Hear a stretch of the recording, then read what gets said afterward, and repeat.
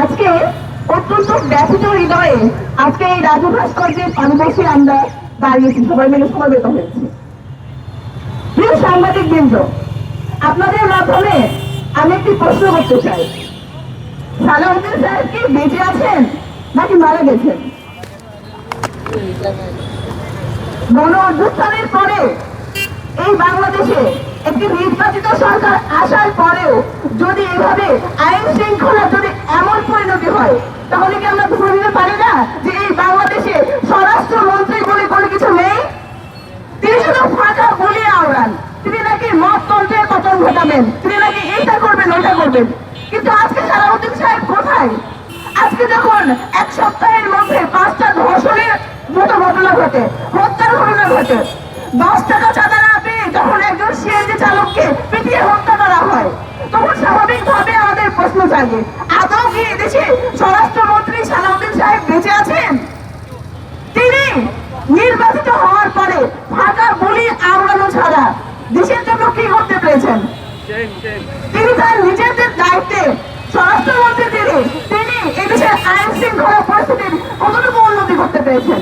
তিনি কি পেরেছেন মততন্ত্রের পতন ঘটাতে? তিনি কি পেরেছেন ধর্ষণ বন্ধ করতে? তিনি কি পেরেছেন হত্যা বন্ধ করতে? তাহলে কিসের তারা তো অহংকার, তার ফাঁকা বলি কিসের? এরকমই যদি চলতে থাকে তাহলে এই ছাত্র জনতা, এই বাংলাদেশের মানুষ আবারও রাস্তায় নেমে আসবে। এই সরকার নির্বাচন তো সঠিকভাবে নির্বাচনের মাধ্যমে আসে নাই, ইলেকশন ইঞ্জিনিয়ারিং করে হাসিনার মতো পদ্ধতিতেই এই সরকার ক্ষমতায় এসেছিল।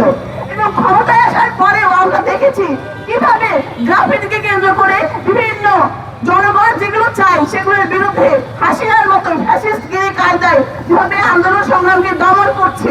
এরকম যদি চলতে থাকে হাসিনার মতোই এই সরকারের পতন হবে। এই সরকারের পতন তখন আর কেউ ঠেকাতে পারবে না।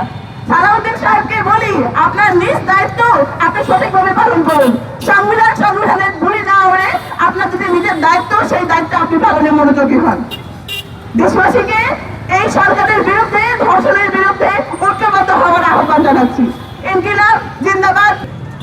আজকে কিন্তু দুঃখের সাথে বলতে হচ্ছে, আসলে গত 2 মাস ধরে যে পরিমাণ আইন শৃঙ্খলার অবনতি হয়েছে, শিশু হত্যা, ধর্ষণের মতো নির্মম ঘটনাগুলো সমাজে বৃদ্ধি পেয়েছে। মনে হয় আসলে দেশে কোনো সরকার নেই, দেশে কোনো আইন নেই, দেশে কোনো শৃঙ্খলা নেই। কিন্তু আমরা যদি সংবিধানের দিকে তাকাই, আমরা যদি সংসদের দিকে তাকাই, আমাদের কাছে মনে হয় বিএনপি সরকারের আমলে আসলে সংবিধান ছাড়া মানুষের রাজনৈতিক কোনো আলাপ নাই। এই 2 বছরে যারা প্রতিনিয়ত যে কোনো যৌক্তিক আন্দোলনকে, যে কোনো গণতান্ত্রিক আন্দোলনকে যারা মত বলে চালিয়ে দিতে চেয়েছে, যারা যে কোনো জনসাধারণের গুরুত্বপূর্ণ বিষয়কে মত বলে যারা আন্দোলন করেছে, যারা মবের বিরুদ্ধে সরকারকে, বিএনপি সরকারকে যারা মবের বিরুদ্ধে সরকার বলে অনেক বেশি সগৌরবে বয়ান দিয়ে থাকেন, তারা আজকে আমরা দেখেছি সেই নির্বাচনের পর থেকে কখনো মত করে বাংলাদেশ ব্যাংক দখল করেছে, কখনো মত করে চাঁদাবাজ, দুর্নীতিবাজ খুনিকে কুমিল্লার একটা থানা থেকে তারা বের করে এনেছে।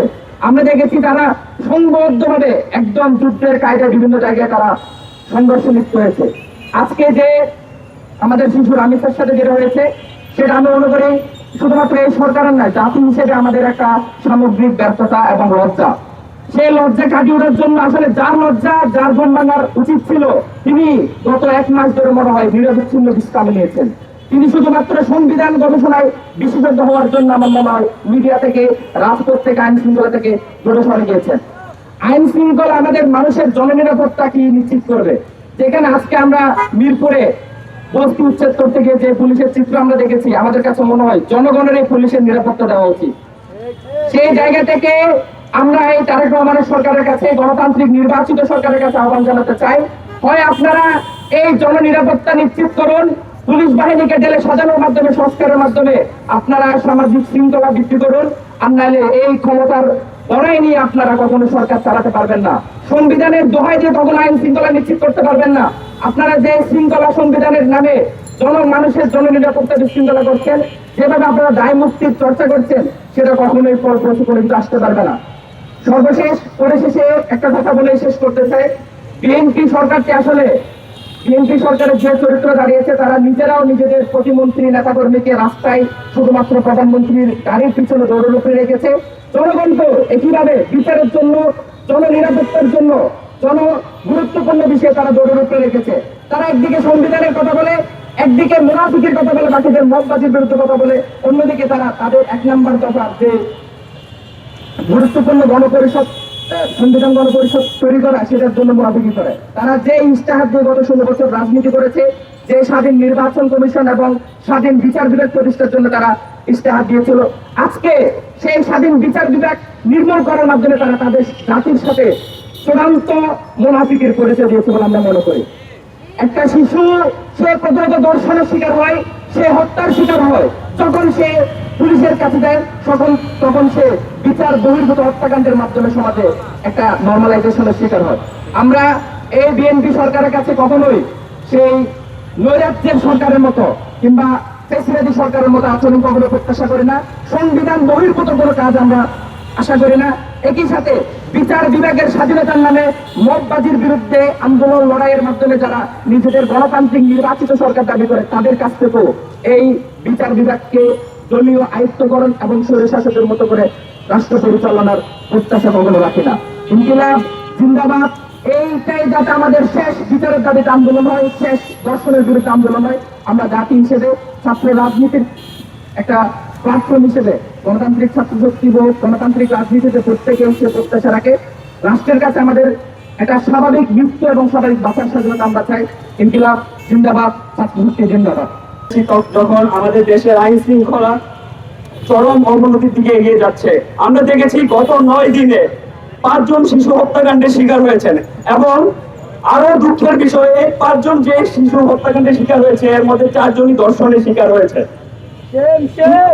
কিন্তু আমরা দেখতে পাচ্ছি আমাদের সংসদে এবং মন্ত্রিসভায় বসে আমাদের যে আইন শৃঙ্খলা রক্ষার যে দায়িত্ব, আমাদের যে স্বরাষ্ট্রমন্ত্রী আছেন, তিনি বারবার আমাদের সংবিধান শেখাচ্ছেন, কিন্তু তার মূল দায়িত্ব হচ্ছে রাষ্ট্রের সকল নাগরিকের নিরাপত্তা নিশ্চিত করা, রাষ্ট্রের আইন শৃঙ্খলা রক্ষা করা। কিন্তু আমরা দেখতেছি যে তিনি তার যে আসল কাজ, সেই কাজ না করে তিনি বারবার হচ্ছে আমাদের সংবিধান শেখাচ্ছেন, তিনি বারবার তার কাজের ক্ষেত্রে ব্যর্থতা প্রমাণ রাখছেন।